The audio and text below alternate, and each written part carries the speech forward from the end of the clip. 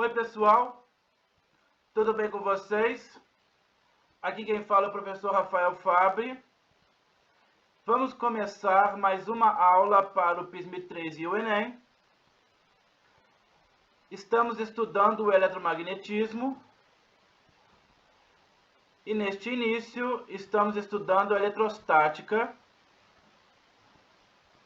Nesta aula vamos dar continuidade ao estudo do campo elétrico.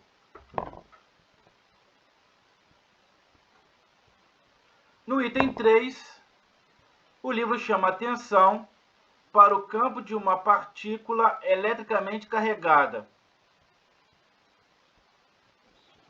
Uma partícula eletricamente carregada com carga Q gera ou faz aparecer um campo elétrico na região do espaço em que está colocado. Bom, para o livro aqui é a mesma coisa. Para nós também será a mesma coisa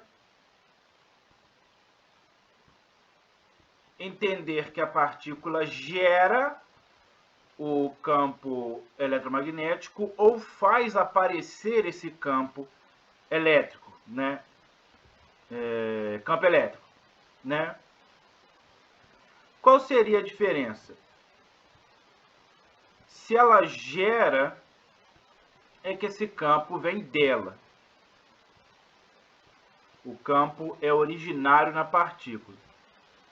Se ela faz aparecer, é que ela perturba o espaço-tempo de tal forma que esta perturbação causada pela entidade portadora de carga é interpretada como um campo elétrico. Bom, a diferença entre isso que eu disse só vai ser melhor entendida nos cursos avançados de física. Para nós, no Enem, basta dizer que acontece, né? Acontece, existe um campo ao redor de um corpo carregado, portador de carga elétrica.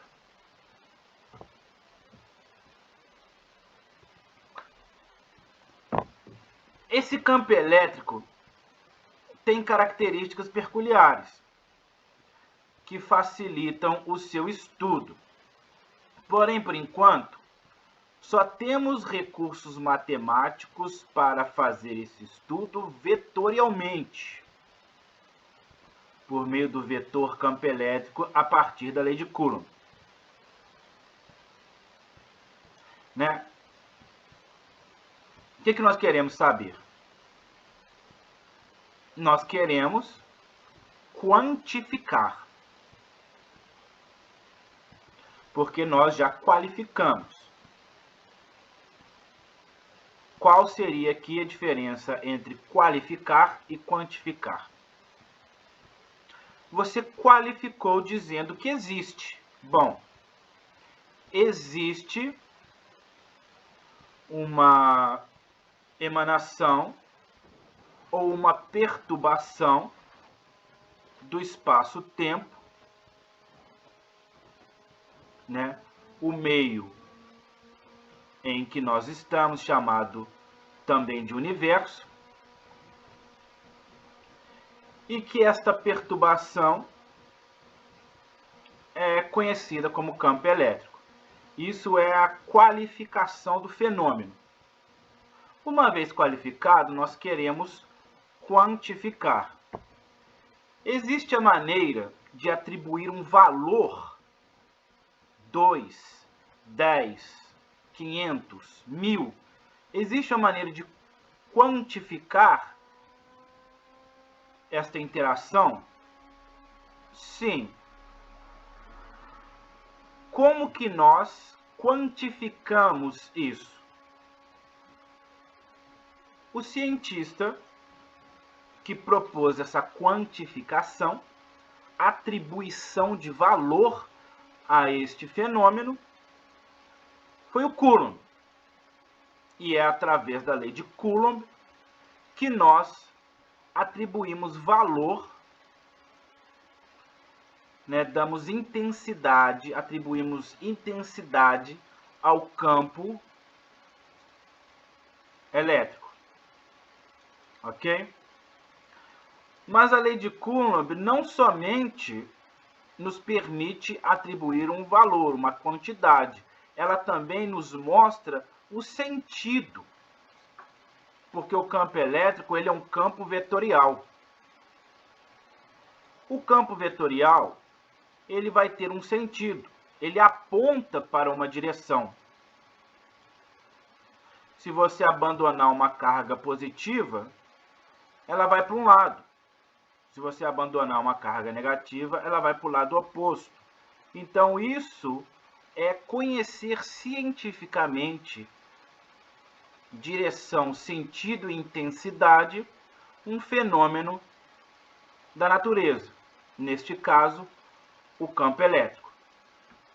Para uma descrição escalar baseada no potencial elétrico, é preciso conhecer a expressão da energia potencial elétrica, o que será feito no próximo capítulo.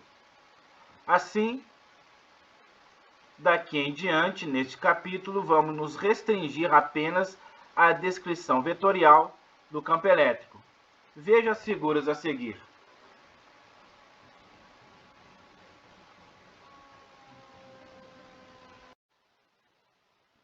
A primeira figura diz: vetores campo elétrico E1, E2 e E3, gerados pela partícula de carga Q positiva nos pontos P1, P2 e P3. Veja que no meio da figura tem uma partícula em vermelho positiva. No ponto P1, o vetor campo elétrico E1 aponta para fora, para longe da carga Q positiva. De forma similar, no ponto P2, o campo E2 aponta para fora, distante da partícula Q positiva. De forma semelhante, no ponto P3, o vetor campo elétrico E3, também originário da partícula positiva Q positivo, aponta para fora, ou seja, distante da partícula positiva. Na figura 2, vetores campo elétrico E1, E2 e E3, gerados pela partícula de carga Q negativa nos pontos P1, P2 e P3.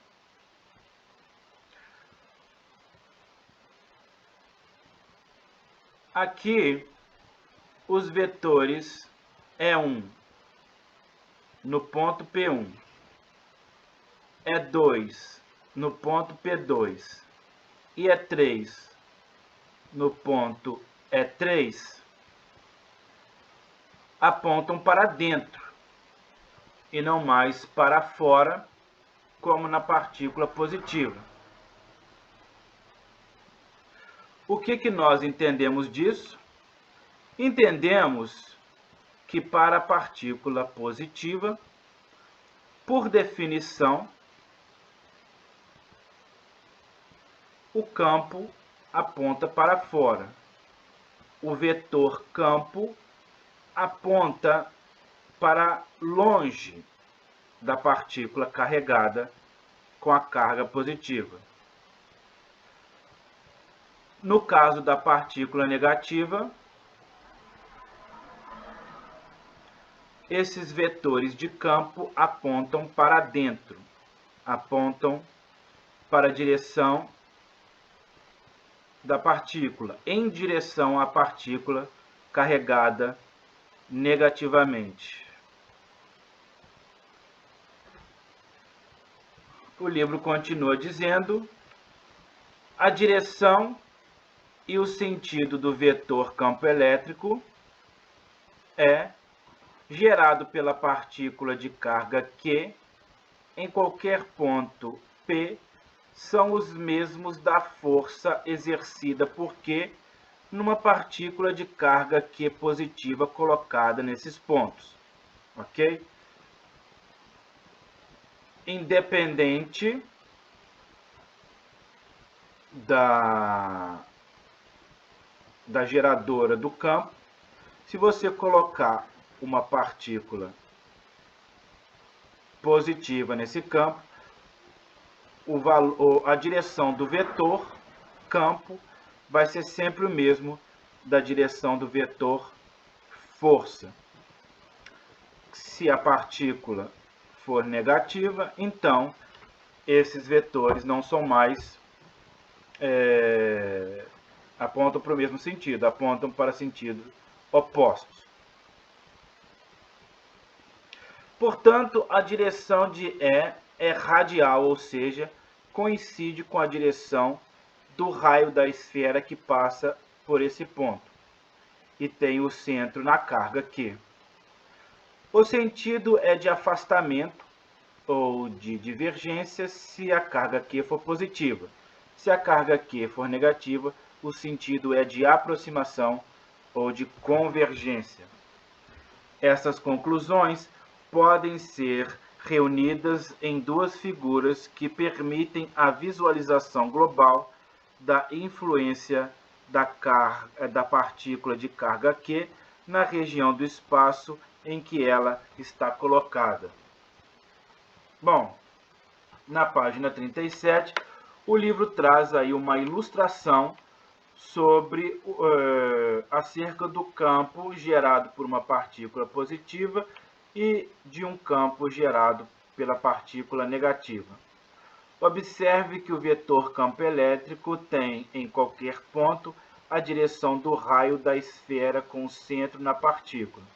Em A, o sentido é de afastamento, carga Q positiva. Em B, o sentido é de aproximação, carga Q negativa. Vejam as figuras. O sentido é de afastamento do campo para a carga positiva e para a carga negativa, o sentido do campo elétrico é de aproximação. A descrição desse campo se completa com a determinação do módulo do vetor campo elétrico E em qualquer ponto P à distância d da partícula de carga Q. Para obter a expressão do módulo desse vetor, vamos supor que outra partícula de carga Q positiva seja colocada num ponto dessa região a uma distância d da partícula Q positiva. Veja a figura abaixo.